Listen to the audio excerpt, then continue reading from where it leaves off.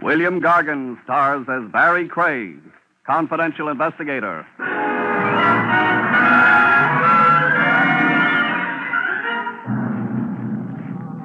There's a big house up the river that always has the welcome mat out, folks. Just drop in.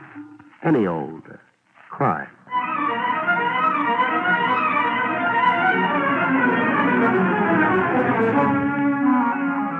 The National Broadcasting Company presents William Gargan in another transcribed drama of mystery and adventure with America's #1 detective, Barrie Craig, confidential investigator.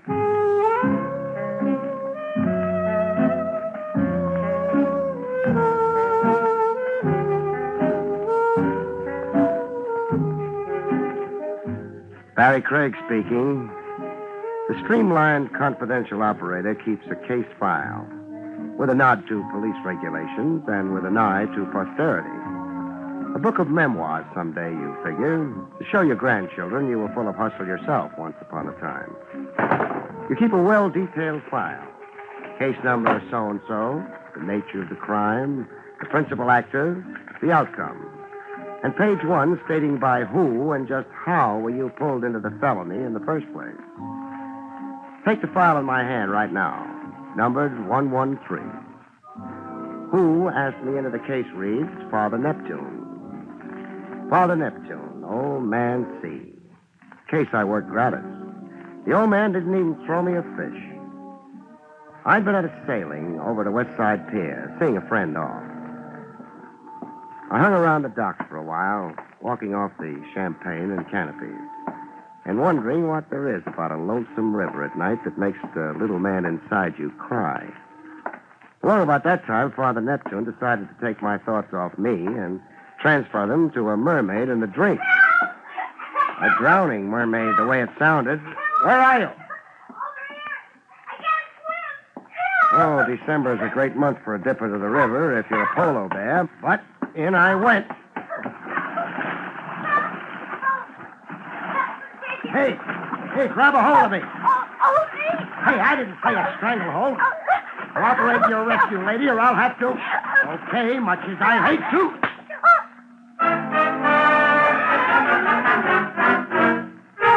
On the pier, it took time to bring her to.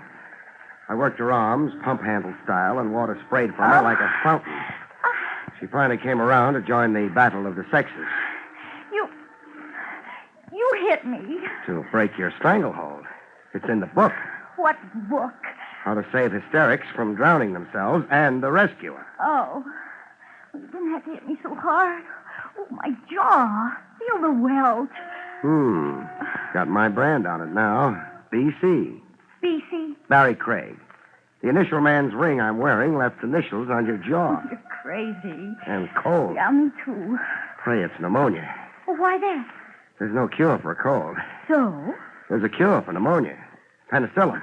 You are crazy. You want an ambulance? Definitely not.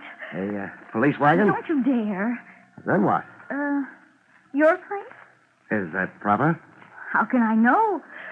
We've only just met, Barrie.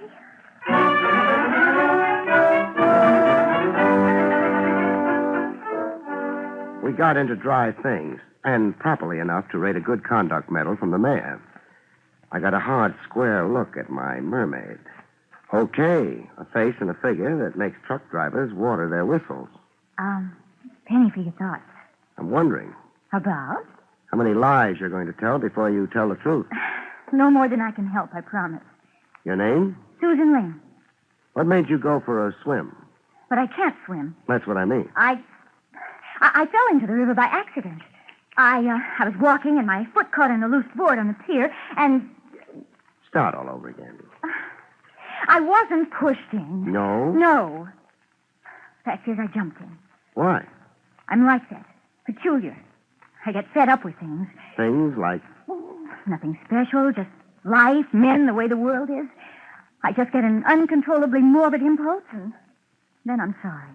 What if nobody happens along to save you for the next impulse? Goodbye, Susan Lane. She wasn't much. Oh, excuse me.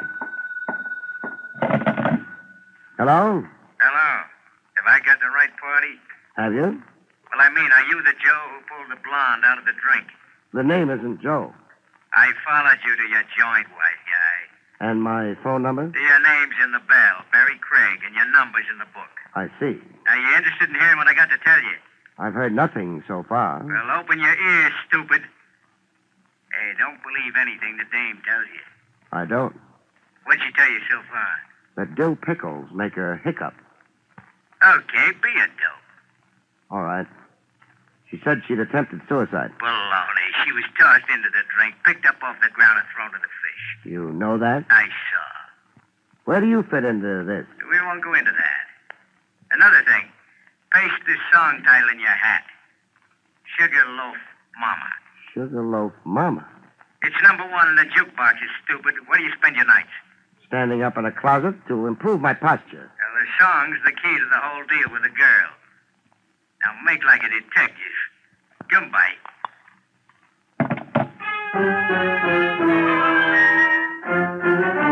I made like a detective with Susan. All right, I did lie. Somebody attempted my life. Who? He wore a mask. And why? I don't know. Oh, we're sure making progress. I can't tell you what I don't know. I suppose I might as well skip asking who was with me on the telephone. Skip asking me. The song, Sugarloaf Mama. What about it? It's a huge, popular success. I heard. I work for the music publisher who owns it. I'm his stenographer. The publisher owns it, you say? Did the publisher also write the song? Yes, but that's something now in dispute. Between whom? Mr. Sampson, the publisher, my boss, and a songwriter, Mervyn Marlowe. They're fighting a lawsuit over the song rights, over the profits. And you come in where? I'm a witness for Mr. Sampson. Testifying to what? That my boss never personally received a song submitted by Mervyn Marlowe. That it's our firm policy to return unsolicited manuscripts unopened. Who's telling the truth? Your boss Sampson or this Marlowe? You ask a lot of questions. One of them may be trying to murder you. Yes, I know. Don't you care? Well, do you? What if I do? Then you'll protect me and worry about me. Now, I want to get back into my clothes and go home. Oh, here.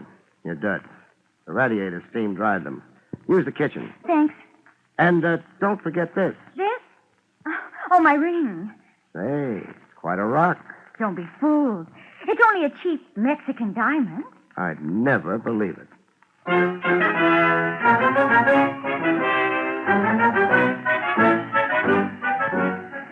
A lightning change of wardrobe, and we were on the street, arm in arm, like we've been engaged since the high school prom. Call a cab, Barry. Taxi! Hey, taxi! Want company going home? I was wondering when you'd ask me. Get in. Don't try it, cousin. Huh? You just say something? I said stay out of my cab. Now, wait a minute. Oh, You were going to make a quarrel out of it? that was before your gun. Barry, The gun's pointing at me, Susan. Yeah, relax, lady. All you stand to lose is his company. What's my loss? Skin off the top of your head. Now, I want 10 minutes before you phone the cops. One favor, please. What? Do it to me over here, close to the left ear. What's a gag? You're not the first to take a liking to my head. Oh. The rest of your head's still sore, huh? And unhealed. If you're going to. Sure. Close to the left ear.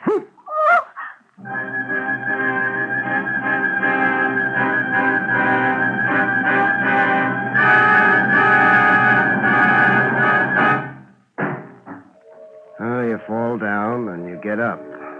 You're still the same guy, except that your legs have aged 10 years and your hat doesn't fit.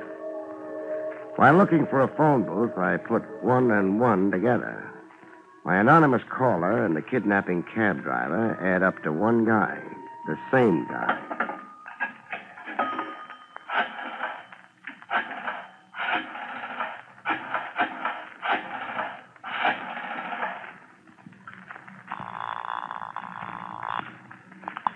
Hello. Give me Lieutenant Trav Rogers, please. You got him, Craig. Oh, your voice is changing, Trav. Should I worry? Over losing a squeaky soprano? Is this an official call or are you just passing the time? It's official. What about? Mayhem in December. I found a girl and lost her. Sad. I can refer you to a Lonely Hearts Club. A torpedo masquerading as a hacky put the snatch on her. More facts, please. Susan Lane, 5'2", blonde, blue eyes, Wrinkled dress that needs ironing. A wrinkled dress. Stop prying into my inner life. The hacky, so-called, was heavy-set, meat-faced, with jowls like Pluto the dog. A brown and white taxi cab. Did you get the license number? No, I was about to when I fell down and hurt my head. You were assaulted? If there's a law against slugging confidential investigators... There isn't. We hand out decorations for it here at headquarters. What danger's the girl in? Catching a cold. Catching a cold? A permanent cold. Send out a general alarm, Trav. She's too beautiful to die. Who isn't? Now. No personality. Goodbye now.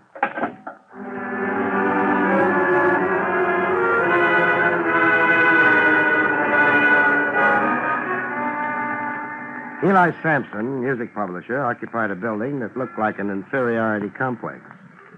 Calcimine streaks for paint. Outside windows with the dust of ages on them. And a broken-down staircase that made you feel like a dinosaur walking on eggs. The staircase was going to loom big in my future, as I soon found out. The first warning I had was a shot. Correction, 2 shots, and then a yell from an upper landing. A yell of bloody murder enough to freeze me in my tracks. I stood still automatically in the middle of the staircase, and that was my undoing. What sounded like a stampeding herd was coming smack at me. Stop him! Stop him! Him was a wild-eyed maniac who looked like he jumped out of a straitjacket. Out of my way, you. I'd love to oblige, but narrow like the staircase is, it's a bottleneck. I said out of my way. I'll need time to shift to reverse. Let me do it for you.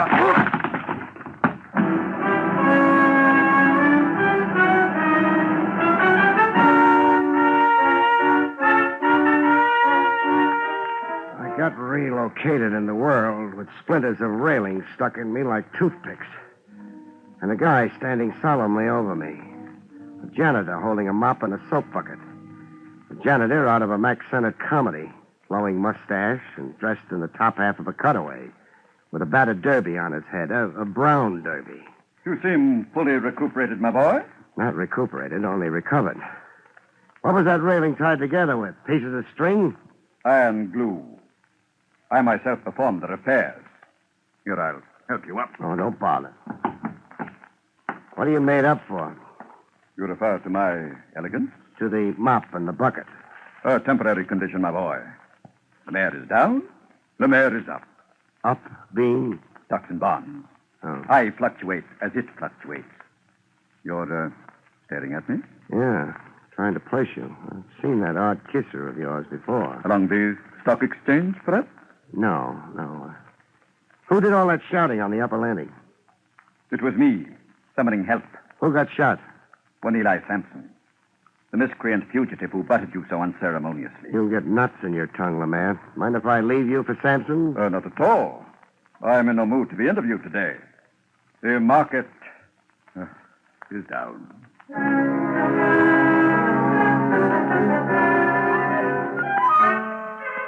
I found Sampson in his office, fluttering his eyelids. How do you feel? Dead. That makes you a talking corpse. You got a career in vaudeville ahead. Oh, that maniac Mervyn Marlowe murdered me. Yeah. Burned your left wrist a little. Only a flesh wound. Not much damage for 2 point-blank pistol shots. Oh, I'll lose the arm. I'm sorry to disagree. Well, then it's a miracle. Yeah. Music publishers never die. They just fade away. Oh, here's the gun used on you. It was thrown down. Yes, that's the gun the maniac terrorized me with. Give it to me. It's evidence for the district attorney. I'll keep the gun a while. But... I'm a licensed detective. This Mervyn Marlowe is a songwriter battling you in the courts? A songwriter? A song thief? He didn't write Sugarloaf Mama? Lies. His claims are lies. Mervyn Marlowe can't even write his own name. He can't shoot straight. That makes him kind of useless all around. Sampson. Yes. A girl, Susan Lane. Susan Lane, my stenographer? Your late stenographer, maybe. She's been kidnapped. Kidnapped? By whom? Tough. Hired by Mervyn Marlowe. What motive would Marlowe have? To shut her up. To stop her from testifying to the truth when we go to court. The truth being? That nobody here read his song manuscript or even opened the envelope. How big is Marlowe's temptation to murder? Come on, Sampson. Don't shy at boasting. Sugarloaf Mama is a gold mine. Sales in sheet music alone run over $100,000. Motive aplenty to keep Blondie from testifying at all costs. You'll kill Susan. You'll find her dead. Where do I find Mervyn Marlowe? In a garret in East Harlem, 3601 First Avenue. A crazy bohemian in a cold water garret with a piano. 3601 First Avenue. Call yourself an ambulance. Let that wound infect, and you'll be the one-armed wonder of the music publishing business.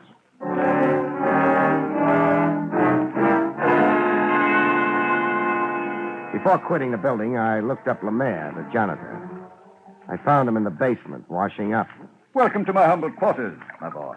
Try your face. I've got something to discuss. Proceed. You clean the offices as well as the halls? Yes. The mockery of it. Being able to use your master key as you are, you're no doubt well familiar with the contents of the offices? I am, after a fashion, that is. And, after a fashion, also familiar with the contents of the desks? Do I detect an innuendo that I snoop? You detect. Base and reprehensible slander, my boy. As of this moment, consider our discussion terminated. This gun. Have you ever seen it before? You've seen it in Sampson's office, maybe? Okay, so we're going to play close mouth. This your locker? I asked, is this your locker? It is. Open it. Why? I want to total up the stamps, the scotch, clips, and rubber bands. Your day's haul, man. You dare accuse me of the pettiest of thievery? Yeah, I dare. You see, I placed your odd kisser where I'd seen it before, that is. The south of France, was it? The Rogues Gallery, it was. Weldon Lemaire, alias the Baron. And what snatching ladies' handbags, if not petty thievery? Not so loud. I lose face with the building management. Tell me what I want to know. Yes. I have seen this precise pistol before. Where? In Mr. Sampson's desk drawer. The bottom left drawer, if my memory serves. You've cost me a pretty piece of change. The blackmail you could have wrung out of Sampson. So it's Sampson's own gun, huh? The old reprobate shot himself? The old reprobate sure did.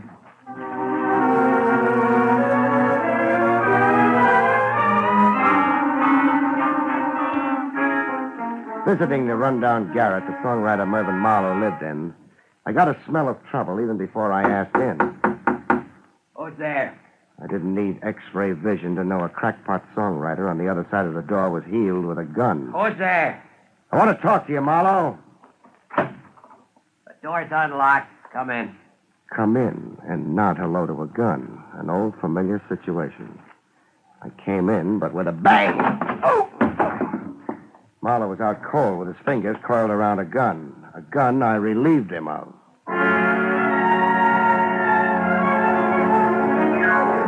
He came to, cursing himself. Stand away from the door the next time you invite a fly into the web, sucker. Oh, you dirty You won't make out. When you find it monotonous, tell me. Sampson used his own gun on himself. You know that? I don't go for a gag as obvious as Sampson's frame. Now get up, behave, and fill in the facts. Sampson asked me to call on him for a talk. We had an argument. Sampson said if I didn't drop my lawsuit, he'd scandalize me as a mad dog murderer. I socked him one on the jaw, and Sampson grabbed a gun out of a desk drawer. And? He said he'd frame me if I didn't sign papers swearing my claims to Sugarloaf Mama were a fraud. He said he'd swear the gun was mine and that I'd come in to kill him, that he'd overpowered me and seized the gun after I'd fired at him. When I ran out, Sampson fired 2 shots, not at me. At himself. He gave himself a flesh wound. That's Sampson all over. Anything for a buck. $100,000. Money belonging to me. He stole my song. You'll have your day in court. Yeah, with Sampson's lying stenographer perjuring herself with a boss. Now that we're down to her, where is she? Where is she? What are you talking? Susan Lane was kidnapped. Now what frame up? You and Sampson are the interested parties. If she was for Sampson, she was against you. So? So only you'd have a motive in shutting off her testimony, it would appear. If you arrange the snatch, Marlowe, you're a sucker. Get out from under while you can. Ring off. I had nothing to do with it. How about an attempt on her life on the docks? Nope. You're incapable of it? I'm capable of it, but I didn't do it. You own a hat? Sure, why? Get it. I'm taking you to headquarters. What for? You'll only land on the floor again. To protect you against yourself. That wild gleam in your eye belongs under temporary lock and key. I spent years writing a song, picking my brains, days, nights, starving in this filthy, infested hole. So that swindler Samson... That's just what I mean. The fire night you're cooking at, you've got to explode. If you're really innocent of anything so far, I want to keep you that way. Walk in front of me.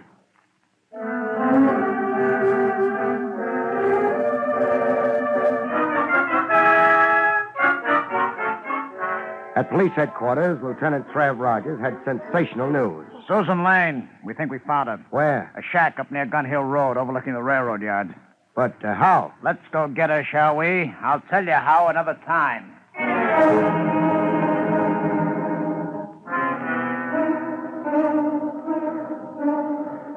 It was Susan Lane on the attic floor of a seedy-looking frame dwelling, trussed hand and foot and dead to the world. She's asleep.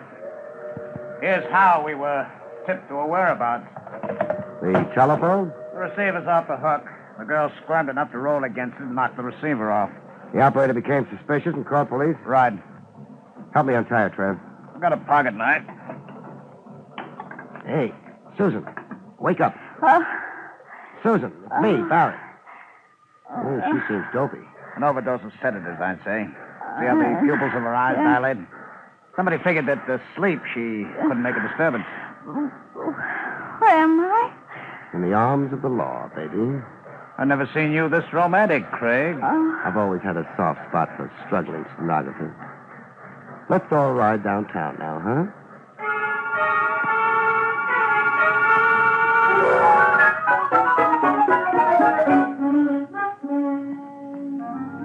Riding downtown on the West Side Highway with Trav Rogers thumbing his nose at speed laws, Susan came around to 100% of herself. To lean against me contentedly, purring like a kitten. I feel so good. You're making Trav's bachelorhood an awful load to bear. Hand holding will only get your palms sweating, Don Juan. Suppose we talk about the case, Craig. You talk. Samson and Marlowe. One of them hired the kidnapper. What could Samson's motive be? The same motive he had in shooting himself. Frame and discredit Marlowe in advance of their trial over that song. Possibility. But you don't buy it? Not right away. Oh, take that exit and pull up to Pier 41. What for? It's the pier where the case began. Began for me. Some clue you missed there? Reconstruct the crime. Isn't that standard approved routine? All right, Brain. Pier 41. Susan. Yes? Follow me. I'll need your help. All right. It began about here. I heard a cry for help.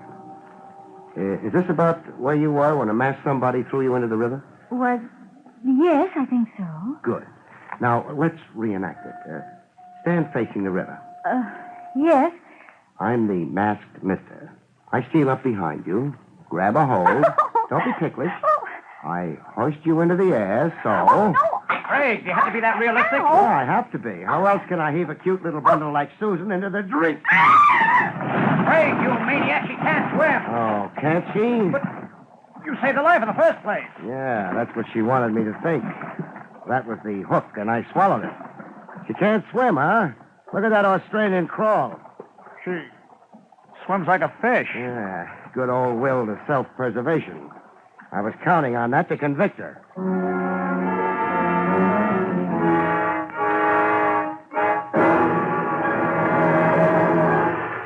What was her game? Dramatize herself. Big.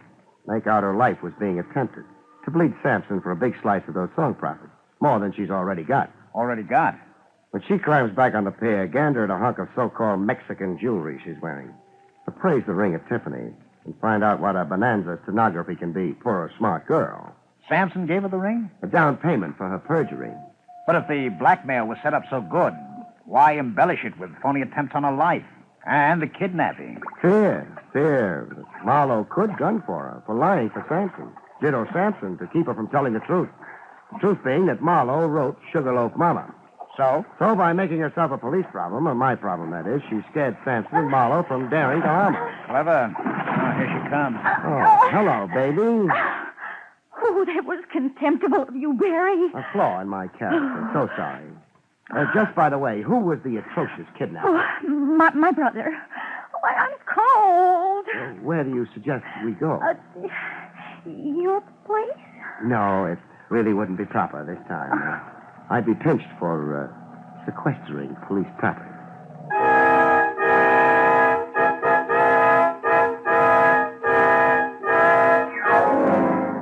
Case solved.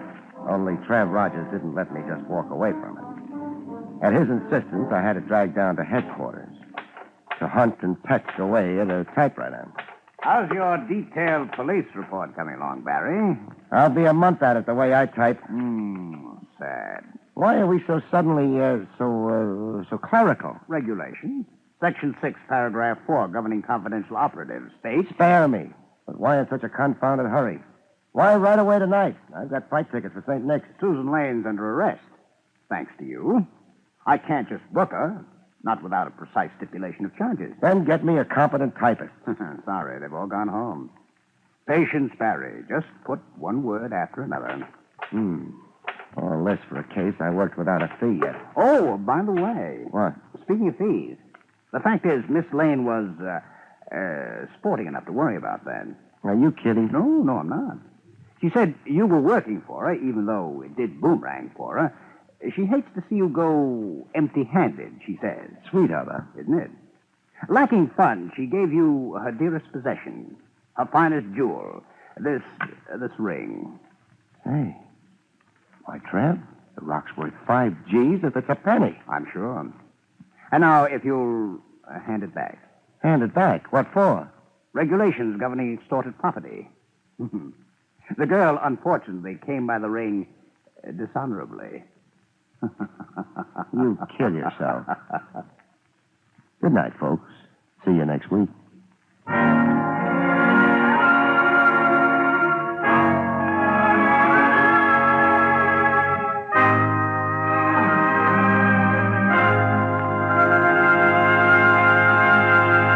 You have been listening to William Gargan in another exciting transcribed mystery drama from the adventures of Barrie Craig, confidential investigator. Tonight's story, Song of Death, was written by John Robert.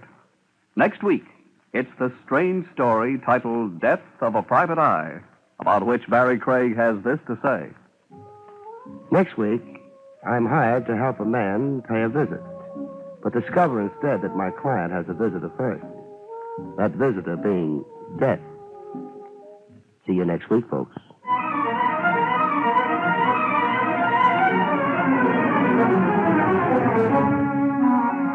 Featured in the role of Susan was Amzie Strickland. Barrie Craig, starring William Gargan, was under the direction of Hyman Brown. This is Don Pardo speaking.